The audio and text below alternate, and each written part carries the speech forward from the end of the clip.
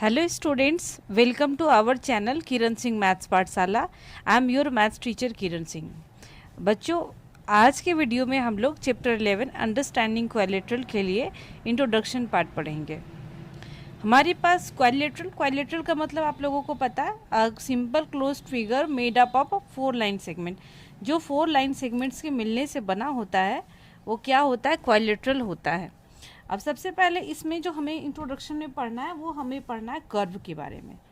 सबसे पहले जो हमें इंट्रोडक्शन में पढ़ना है वो कर्व के बारे में। तो कर्व का मतलब इन जनरल लैंग्वेज में ये होता है जो हमारे पास क्या होता है, स्ट्रेट नहीं होता है। हम लोग बोल सकते हैं curve means not straight, but in maths language, maths के लैंग्वेज में जो स्ट्रेट है उसको भी हम लोग क्या बोल सकते हैं? कर्व बोल सकते हैं। क्या लिख सकते हैं हम लोग? But in mathematics a curve can be straight line also. यानी एग्जाम्पल में आप लोग देख रहे हो, ये हमारे पास कर्व है ना, ये हमारे पास मान लो ये हमारे पास ए इनिशियल पॉइंट था, ये हमारे पास एंडिंग पॉइंट है, ये कर्व है।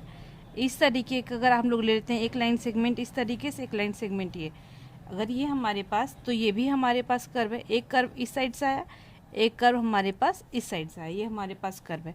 And curve can B of 2 types. Curve can B of 2 types. देख लो, अगर ये हम लोग क्या करेंगे, अगर ये इस तरीके से ज्वाइन कर दें, ये भी तो हमारे पास कर्व है, तो curve can be 2 types. First type open curved या open curves. Open curves means the curve which starting point and ending points are different. It means, इसका क्या मतलब हुआ? देख लो आप लोग, ये कर्व जो है इस पॉइंट से स्टार्ट हुआ था और लास्ट इस पॉइंट से हुआ, यानी जो ओपन है, खुला है, वो हमारे पास क्या ओपन कर्व्स है। और इसका डेफिनेशन में हम लोग क्या लिख सकते हैं? The curve which starting points and ending points are different. Obviously अगर किसी भी कर्व का स्टार्टिंग पॉइंट और एंडिंग पॉइंट अलग होता है तो कभी भी वो क्लोज्ड कर्व नहीं हो सकता है। फॉर एग्जाम्पल में अगर आप लोग इस टाइप का भी पिक्चर ड्रॉ कर लो, मान लो ये हमारे पास है, ये इस पार्ट से, इस प्लेस से हमारा स्टार्ट हो रहा था, ये ए है एंड ये बी है, और इस प्लेस पे अंत हुआ इसका। It means it is starting point and it is ending point, then it is called open curves. We can take another examples also. Suppose it is also an example of open curves. Next we have closed curves. Closed curve means a curve which starting point and ending points are same. Suppose from here we have started a curve and we ends the curve, same curves here. यानी इसका मतलब ये हुआ, इस curve को हम लोगों ने इस प्लेस से स्टार्ट किया था और इसी प्लेस पे एंड किया, तो ये क्या हो गया? ये कहीं से भी आपको ओपन नहीं दिख रहा है, तो ये हमारे पास क्या है? क्लोज्ड कर्व है। आप लोग दूसरा एग्जांपल भी ले सकते हो। ये मान लो ये स्ट्रेट लाइन से बना हुआ क्वाड्रिलेटरल है, ये भी हमारे पास क्लोज्ड कर्व का एग्जाम्पल होगा। बिकॉज दूसरे लैंग्वेज में आप लोग पढ़े होंगे, दूसरे सब्जेक्ट्स में कर्व का मतलब स्ट्रेट लाइन नहीं होता है, बट मैथ्स में स्ट्रेट लाइन्स को भी हम लोग कर्व बोलते हैं। ये हमारे पास कर्व का इंट्रोडक्शन पार्ट था। अब हम लोग कर्व के मिलने से, स्ट्रेट कर्व्स के मिलने से हमारे पास क्या आएगा? पॉलीगॉन्स का निर्माण होगा। तो हमारे पास नेक्स्ट जो टॉपिक होगा वो क्या होगा? पॉलीगॉन्स। आप लोग पहले समझ लें कि पॉलीगॉन्स वर्ड का क्या मतलब होता है। पॉली का मतलब होता है more than one, more than two, we can say anything. ये पॉली का मतलब होता है मोर एंड गॉन का मतलब होता है साइड्स। तो हम लोग क्या बोल सकते हैं? A simple closed curve which is made up of line segments is called what? Polygons. हम लोग पॉलीगन के डेफिनेशन में लिख सकते हैं, क्या लिख सकते हैं, ये तो इसी तरीके से लिखा गया है। पॉली का मतलब मिनिमम हमें पॉलीगन ड्रॉ करने के लिए, बनाने के लिए 3 स्ट्रेट लाइन चाहिए, तो इसलिए यहाँ पर लिखा गया है पॉली का मतलब मोर देन 2 और मोर लिख सकते हैं। एनगॉन्स का मतलब हमारे पास साइड होता है, तो इसको क्या बोलेंगे इसके डेफिनेशन में, a simple closed curve made up of only line segments, only line segments। एक ऐसा सिंपल क्लोज्ड कर्व है जो सिर्फ और सिर्फ लाइन सेगमेंट्स के मिलने से बना होता है, वो क्या कहलाता है, पॉलीगॉन कहलाता है। मान लो आपके पास एग्जांपल में ये ट्रायंगल का पिक्चर है, एक क्वाड्रिलेटरल का पिक्चर है, पेंटागन, हेक्सागन, ये सब सारी चीज़ें हम लोग बना सकते हैं, ये सब सारा पॉलीगॉन्स है। और पॉलीगॉन्स का डिफरेंट टाइप्स होता है, यानी टाइप्स ऑफ पॉलीगॉन्स साइड्स के अनुसार, यानी उसमें नंबर ऑफ साइड्स कितने हैं उस पे उसका पॉलीगॉन्स का नेम डिपेंड करता है। Now we have types of polygons. अब हमारे पास पॉलीगॉन्स के टाइप्स हैं। On the basis of their sides, हम लोग क्या लिख सकते हैं, on the basis of their sides, यानी उसमें कितने साइड्स हैं, तो मिनिमम 3 साइड्स हमें चाहिए पॉलीगॉन, क्लोज्ड पॉलीगॉन को ड्रॉ करने के लिए। तो जब नंबर ऑफ साइड्स 3 होगा तो उसका क्या नाम होगा, triangle. And when number of sides will 4, then name will be, name of the polygon will be quadrilateral. Number of sides, then name will be pentagon. Number of sides 6, then name will be hexagon. 7 sides, then name will be heptagon.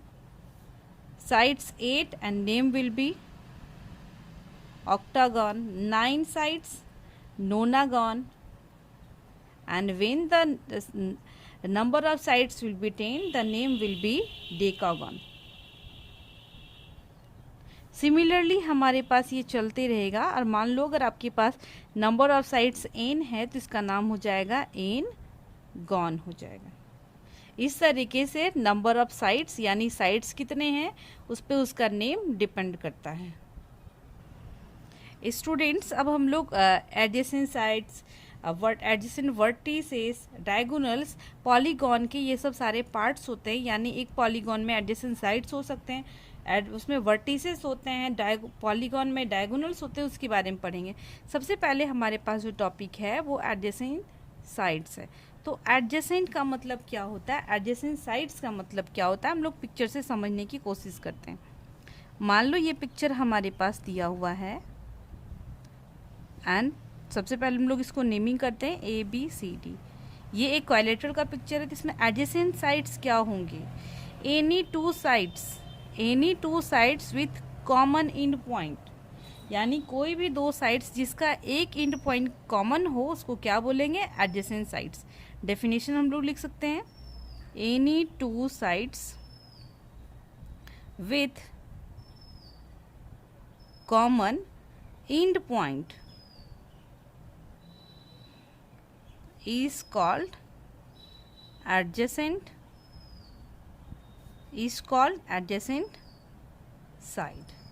कोई भी 2 sides जिसका हमारे पास क्या होगा, एक and point common होगा, उसे हम लोग क्या बोलेंगे, एडजेसेंट साइड्स बोलेंगे, एडजेसेंट साइड्स। फॉर एग्जांपल में आप लोग देख लो, फॉर एग्जांपल में AB एंड AD आप लोग देख रहे हो, AB का ये एक एंड पॉइंट ये है, इसका दूसरा एंड पॉइंट ये भी है पहले, लेकिन हम लोग 1 एंड पॉइंट के बारे में बात करें। AB 1 एंड पॉइंट इसका A पॉइंट पे है, दूसरा एंड पॉइंट AD का भी एक एंड पॉइंट A पॉइंट पे, यानी ये दोनों साइड्स के इसका सेम एंड पॉइंट है, वो एंड पॉइंट हमारे पास क्या है, ए है, यानी एंड पॉइंट को वर्टेक्स भी बोलेंगे। यहाँ पर डेफिनेशन में ये भी लिख सकते थे, any 2 sides with a common vertex is called adjacent side. तो एक कॉमन, कम से कम कॉमन होना चाहिए, तो उसे क्या हो जाएगा, एडजेसेंट साइड्स। ये AB and AD are adjacent sides होगा। दूसरा एग्जांपल आप लोग ले सकते हो, A D and D C आप लोग देख रहे हो, यहाँ पर कॉमन वर्टेक्स या कॉमन इंड पॉइंट डी है। इस प्लेस पे हमारे पास क्या, हम लोग लिख देते हैं यहाँ पर कॉमन वर्टेक्स और क्या बोल सकते हैं, इंड पॉइंट। इस प्लेस पे हमारे पास डी है और इस प्लेस पे हमारे पास क्या है, ए है। तो ये हमारे पास एडजेसेंट साइड्स होंगे। अब हमारे पास क्या है, एडजेसेंट वर्टिसेस। हमारे पास नेक्स्ट जो टॉपिक है वो एडजेसेंट वर्टिसेस है। तो इसका डेफिनेशन होता है the end points of the same side. आप लोग देख रहे हो ए बी साइड का जो एंड पॉइंट्स है वो हमारे पास क्या हो जाएंगे, एडजेसेंट वर्टिसेस। तो डेफिनेशन में हम लोग लिखेंगे द वर्टेक्स या फिर the end points, the end points of the same side, of the same side. Same side के एंड पॉइंट्स को क्या कहा जाता है, एडजेसेंट वर्टिसेस। एग्जाम्पल में हमारे पास हो जाएगा ए डी हमारे पास क्या है, एडजेसेंट वर्टिसेस है। ए बी भी एडजेसेंट वर्टिसेस होगा, सी डी भी होगा एंड बी सी भी होगा। हमारे पास अब नेक्स्ट जो टॉपिक होगा वो क्या होगा, डायगोनल। डायगोनल हमारे पास क्या होता है, diagonal is a line segment connecting two non consecutive vertices of a polygon. Consecutive आपको पता है लगातार, कंजिक्यूटिव 1 के बाद 2 आता है, 2 के बाद 3, तो 1 2 3 आर कंजिक्यूटिव नंबर्स। लेकिन हमारे पास यहाँ पर जो नॉन कंजिक्यूटिव वर्टिसेस होंगे उनको जो ज्वाइन करने वाला जो लाइन सेगमेंट होगा वो क्या होगा, डायगोनल होगा। तो पहले डेफिनेशन हम लोग लिख लेते हैं। हमारे पास डेफिनेशन में होगा, डेफिनेशन में हमारे पास होगा अ diagonal is a line segment. A diagonal is a line segment connecting to non-consecutive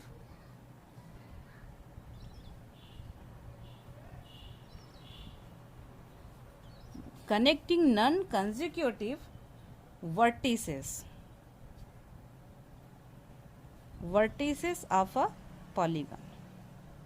for example के लिए आप लोग देख लो, मान लो ये हमारे पास एक क्वाड्रिलेटरल है, ये ए बी सी डी, ए के बाद बी आ रहा है तो हमें ये A and B consecutive vertices होंगी, बट ए के बाद सी यानी इसके बाद ए के बाद बी आ रहा है, बी के बाद सी, तो ए एंड सी हमारे पास क्या होंगे, नॉन कंजिक्यूटिव। तो इनको मिलाने वाला जो लाइन सेगमेंट होगा वो क्या होगा, वो एक डायगोनल होगा एंड इस प्लेस से बी डी भी हो सकता है। तो here AC and BD are diagonals।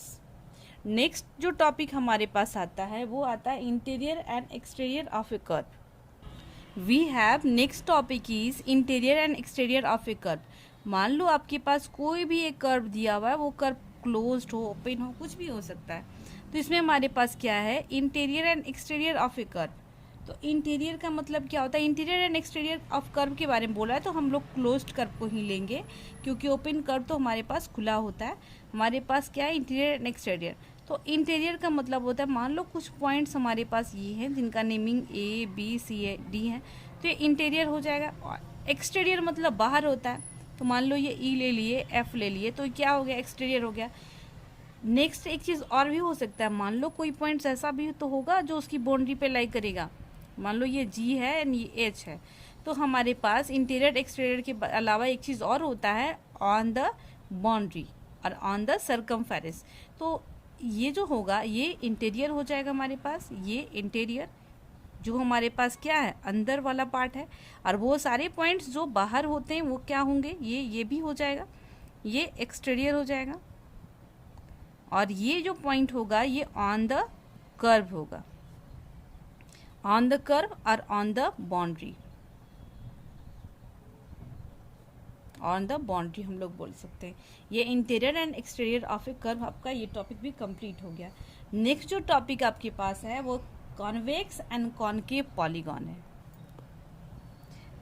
Students हमारे पास जो नेक्स्ट टॉपिक है वो एक कॉन्वेक्स एंड कॉनकेव पॉलीगॉन। तो कॉन्वेक्स पॉलीगॉन क्या होता है, कॉनकेव पॉलीगॉन क्या होता है, हम लोग इसके बारे में पढ़ेंगे।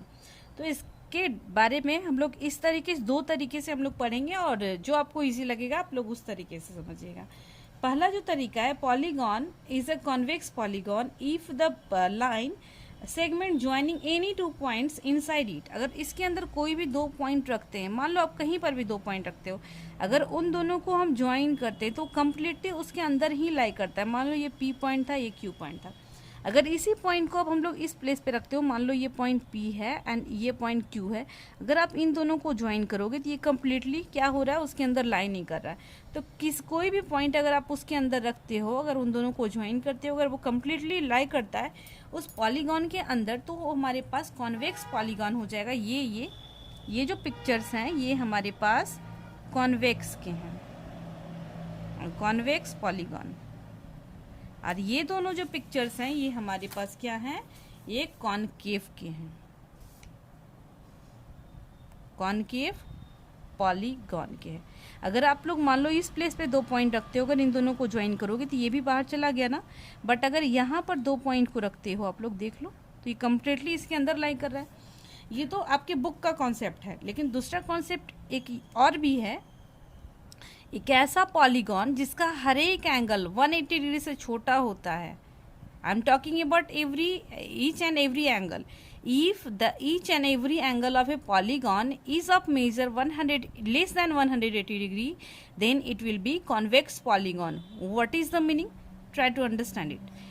ऐसा पॉलीगॉन जिसके हर एक एंगल, प्रत्येक एंगल उसका 180 डिग्री से छोटा होना चाहिए, तब वो क्या होगा, कॉन्वेक्स होगा। आप लोग देख लो, अगर 180 डिग्री चाहिए तो हमें क्या करना पड़ेगा, ये स्ट्रेट लाइन होता तब ना 180 डिग्री होता है। इस प्लेस पे भी देख लो, इसका हर एक एंगल 180 डिग्री से छोटा है। आप मेजर करके भी देख सकते हो, इसका भी हर एक एंगल 180 डिग्री से छोटा है। लेकिन कॉनकेव में क्या होगा, कम से कम इसका एक एंगल ऐसा होगा जो 180 डिग्री से क्या होगा, बड़ा होगा। इस प्लेस पे अगर आप लोग देख लो, ये लाइन ज्वाइन करके ये इस प्लेस पे यहाँ पर देख लो, ये लाइन को तो ऑलरेडी मैं ज्वाइन कर चुकी हूँ। आप लोग इस एंगल को देखो, ये इसमें कौन कौन से एंगल है, 1 एंगल ये है, ये दूसरा एंगल है, तीसरा एंगल, ये चौथा। देख लो आप लोग ये एंगल ना, ये एंगल क्या 180 डिग्री से बड़ा नहीं है, बिल्कुल है। तो इसका कम से कम 1 एंगल जो होगा 180 डिग्री से बड़ा होगा। सिमिलरली देखो, इसमें एक एंगल ये है, दूसरा ये है, तीसरा, चौथा, बट ये 5वां एंगल को देखो आप लोग, क्या ये 180 डिग्री से बड़ा नहीं है, बिल्कुल है।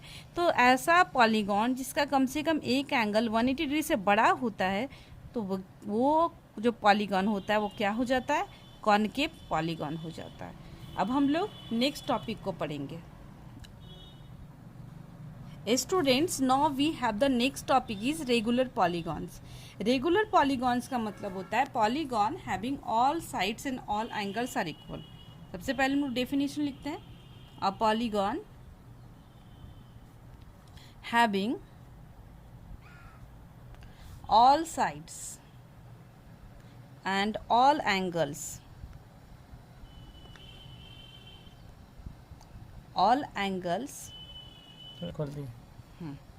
equal is called a regular polygon। Polygon, आप लोग इस बात को समझे। अब polygon having all sides and all angles are equal, एक ऐसा पॉलीगॉन जो जिसका हर एक side, each and every side and each angle are equal, then it is called polygon. For example we can take an example of square. Square की हर एक side की लेंथ इक्वल होती है, each and every angle 90 degree का होता है, तो ये हमारे पास क्या हो गया, रेगुलर पॉलीगॉन हो गया। अगर आपके पास एक वर्ड आ जाए, मान लो कि रेगुलर पेंटागॉन है, तो पेंटागॉन में 5 साइड्स होते हैं, तो 5 साइड्स तो लेंथ में इक्वल होंगे, 5 एंगल्स भी इक्वल होंगे। रेगुलर वर्ड आने का ही मतलब होता है कि उसके सारे साइड्स एंड सारे एंगल्स की वैल्यू क्या है, इक्वल है। नेक्स्ट हमारे पास जो आता है वो आता है हमारे पास जो है कि sum of interior angles of a polygon. किसी भी पॉलीगॉन्स के इंटीरियर एंगल्स का सम कितना होता है, हम लोग ये इसके बारे में पढ़ेंगे। स्टूडेंट्स, हमारे पास जो नेक्स्ट जो ये एक फार्मूला है, sum of interior angles of the polygon, इसका निकालने का जो फार्मूला होता है n-2 इंटू 180 डिग्री होता है, वेयर n इक्वल टू क्या है, नंबर ऑफ साइड्स है। फॉर एग्जाम्पल के लिए मान लो हम लोग ट्रायंगल के एंगल्स का सम निकालते हैं, इंटीरियर एंगल्स। ट्रायंगल में नंबर ऑफ साइड्स कितने होते हैं? 3। हमारे पास ट्रायंगल में नंबर ऑफ साइड्स 3 होते हैं, तो इसका सम कितना होगा? Sum of interior angles. Interior angles आप लोग देख लो, इनके प्लेस पे हमें 1 पुट करना है, यानी 3 पुट करना है। 3 - 2 × 180 डिग्री। 3 में से 2 जाएगा, 1 × 180 डिग्री। हमारे पास क्या आ गया वैल्यू? 180 डिग्री। इसी तरीके से मान लो क्वाड्रिलेटरल का अगर हम लोग लेते हैं, क्वाड्रिलेटरल में नंबर ऑफ साइड्स 4 होते हैं। 4 - 2 × 180 डिग्री, ये क्या हो जाएगा? 2 × 180 डिग्री इक्वल टू 360 डिग्री। इस तरीके से आप लोग किसी भी पॉलीगॉन्स के सारे इंटीरियर एंगल्स का सम कितना होगा ये निकाल सकते हो। इसका ये तो फर्स्ट फार्मूला हो गया। सेकेंड फार्मूला एक हमारे पास एक और भी होता है, each angle of a regular polygon. Regular polygon इसका मतलब क्या होता है? एक ईच एंगल यानी हर एक एंगल एक रेगुलर पॉलीगॉन का कितना होगा ये निकालने का फॉर्मूला। तो सबसे पहले तो हम लोग इंटीरियर एंगल्स के सम को निकाल लेंगे, 8 - 2 × 180 डिग्री, और इसको नंबर ऑफ साइड से डिवाइड कर लेंगे। मान लो हमारे पास किसका हम लोग निकाल रहे हैं? Equilateral triangle. इक्विलेटरल ट्रायंगल आप लोगों को पता है, इक्विलेटरल ट्रायंगल का हर एक एंगल कितना डिग्री का होगा? इक्विलेटरल ट्रायंगल के बारे में बात कर रहे हैं। इक्विलेटरल ट्रायंगल, इसका हम लोग ईच एंगल निकाल रहे हैं, ईच एंगल। तो ट्रायंगल के सारे एंगल्स का सम कितना होता है? 180 डिग्री। इसको आप लोग 3 से डिवाइड कर लो, कितना होगा? 60 डिग्री। तो इक्विलेटरल ट्रायंगल के ईच एंड एवरी एंगल, हर एक एंगल्स की वैल्यू कितनी होगी?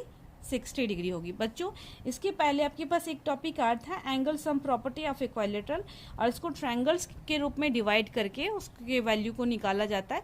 ये मैं जब मैं वर्कशीट का क्वेश्चन करवाऊंगी उस टाइम मैं इसके बारे में बताऊंगी। अभी हम लोग एक चीज़ और पढ़ेंगे, सम ऑफ एक्सटीरियर एंगल्स। हमारे पास एक टॉपिक जो और है, सम ऑफ मेजर ऑफ, ये थर्ड हो जाएगा हमारे पास। सम of measure of the exterior angles, sum of measure of exterior angles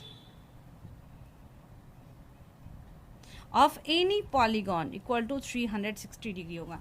कोई भी पॉलीगॉन हो उसके एक्सटीरियर एंगल्स का सम क्या होगा? 180 डिग्री होगा।